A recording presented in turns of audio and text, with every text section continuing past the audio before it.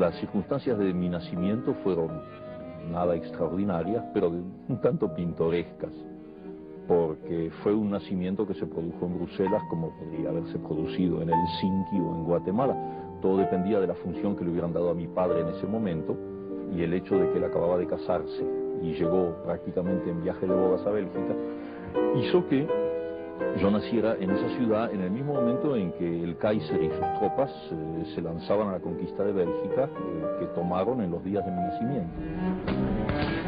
Mi nacimiento fue un nacimiento sumamente bélico, lo cual dio como resultado a uno de los hombres más pacifistas que hay en este planeta. En la década de 1960 se produjo una importante renovación en la literatura latinoamericana que la colocó al frente del panorama literario mundial. El llamado boom tuvo entre sus exponentes al escritor argentino Julio Cortázar. Su máxima obra, Rayuela, provocó una ruptura en los cánones tradicionales de la novela. En los libros de cuentos como Bestiario o Las armas secretas, Julio Cortázar demostró que el lenguaje podía ser utilizado en forma ilimitada para crear mundos fantásticos. Mi noción de fantástico es una noción que finalmente no es diferente de la noción del realismo para mí, porque mi realidad es una realidad donde lo fantástico y lo real se entrecruza cotidianamente.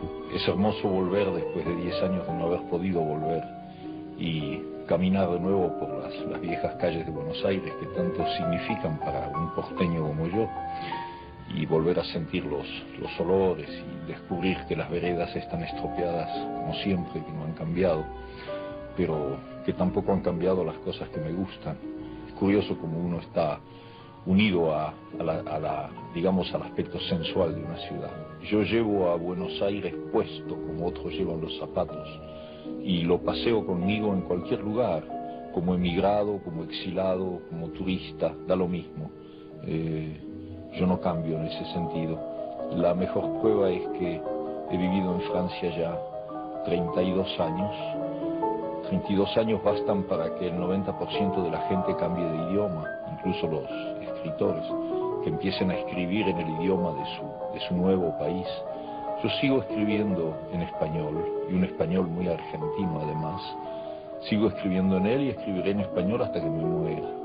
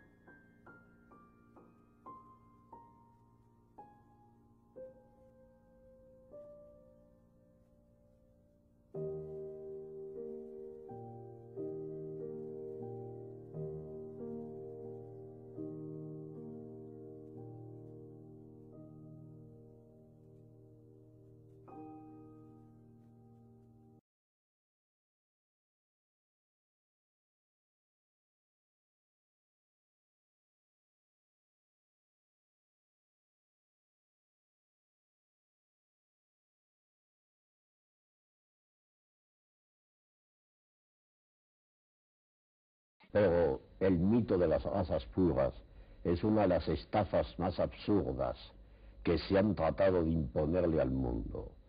Eso es completamente absurdo porque, en fin, me parece que lo que se llama corrientemente la cultura greco-mediterránea no es una cosa a despreciarse.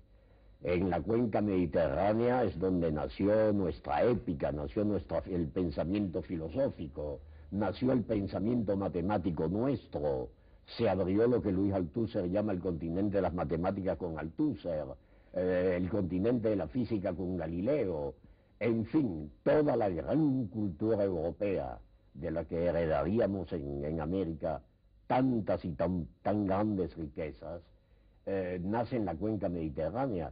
¿Y qué cosa es la cuenca mediterránea? Sino el crisol de mestizajes más fabuloso y más tremendo de la historia.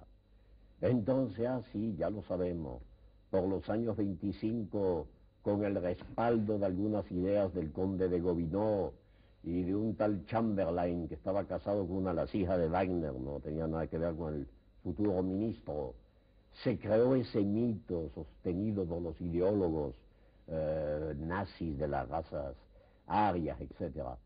Pero a esta gente se les podría hacer observar una cosa muy curiosa.